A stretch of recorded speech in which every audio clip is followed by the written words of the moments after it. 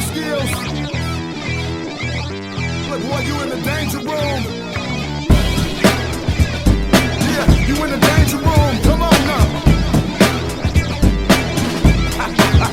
It's like a dream.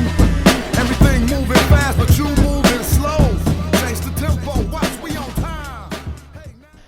Hello everybody, it's me, Nate, aka Devil Dog, and I'm back with another game review. This time I'm reviewing the just released Doom 3 VR for the PlayStation VR.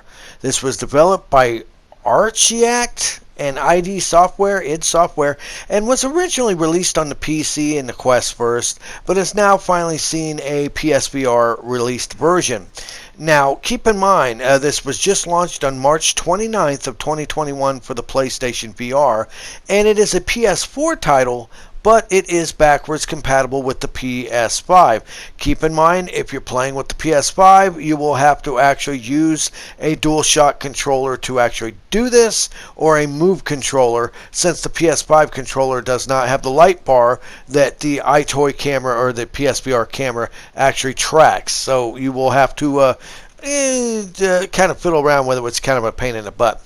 Now, as for this game, it is basically the original 2004 game, but does come with the Resurrection of Evil and the Lost Mission expansions, which isn't bad. It adds a lot of good content to it. And like I said, you can play this with your DualShock and the aim controller. Oddly enough, you cannot play it with Move controller support. They don't have that for some reason. I'm assuming it's probably because with the Move controllers, there's no real analog stick, so you can't really move Doom Guy around to actually do anything. But like I said, I was able to play it with the DualShock, and it plays just fine. My aim controller is broke, so I can't try it with the aim controller, but I'm sure it's probably a lot more immersive if you have the aim controller.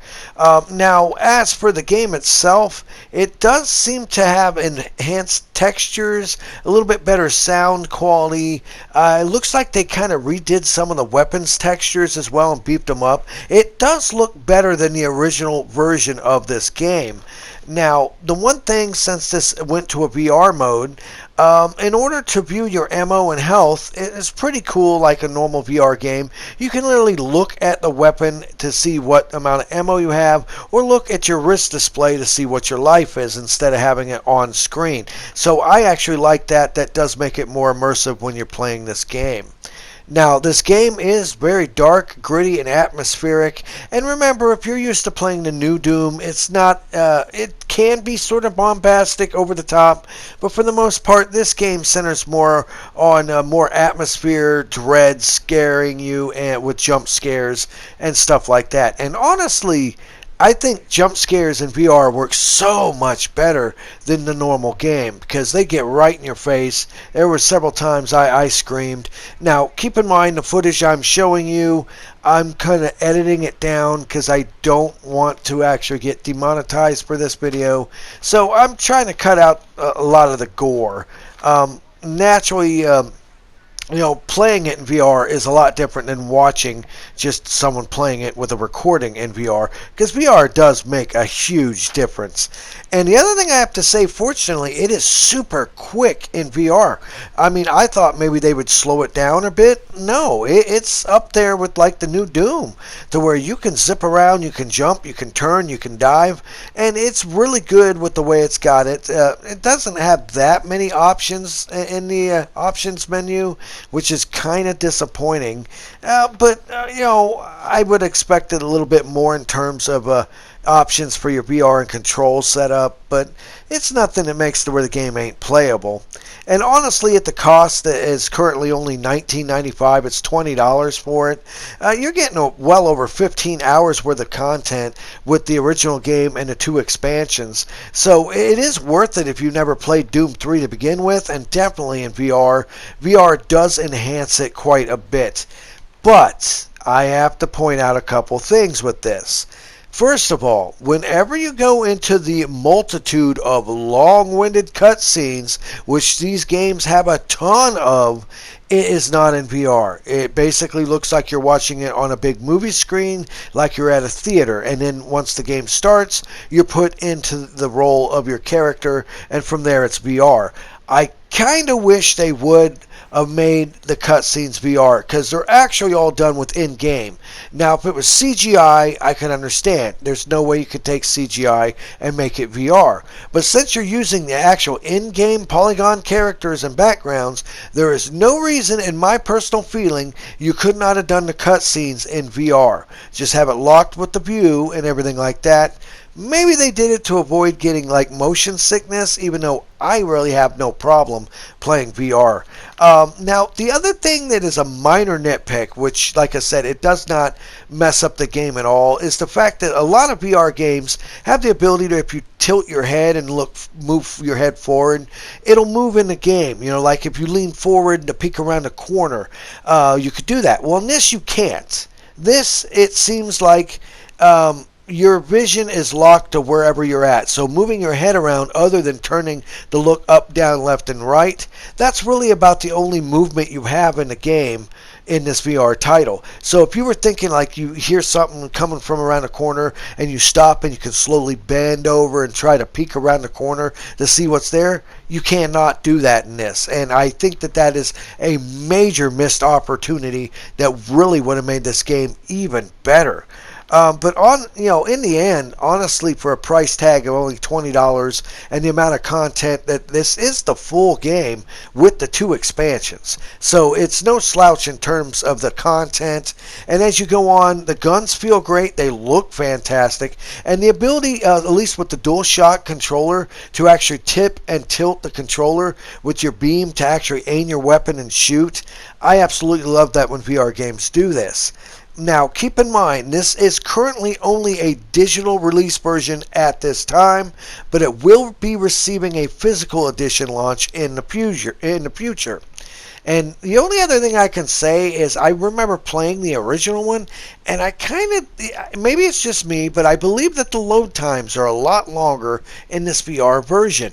It might just be me, maybe the fact that I've just gotten spoiled with other games nowadays, considering this did come out back in 2004. So really, what you expect, it is running off of old, tech, really, if you think about it.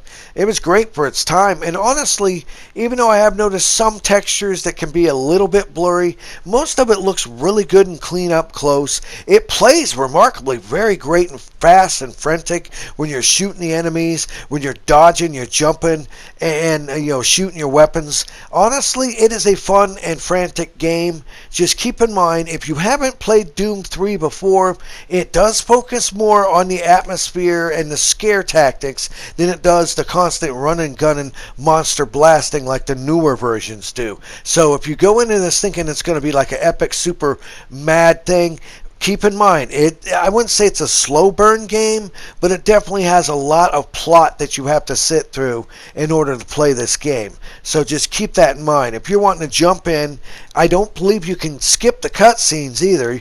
And I will say this, the the reloads aren't that well done. They're a little bit too far spaced apart.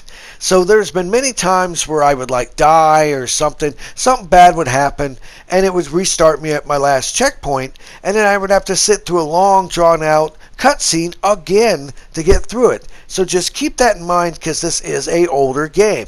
It just has been turned into a rather decent VR title, and like I said, it was originally on PC and Oculus Quest first, I think it was, but now, like I said, it's finally received a PSVR released version, and I cannot wait to see how this would probably play on the PSVR 2 with their new controllers. Well, that's if they would implement the control in any way with that. I mean, it probably could.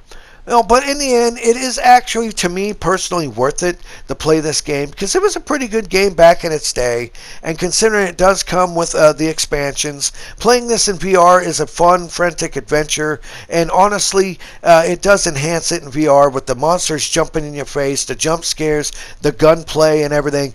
It honestly works very well for a VR title.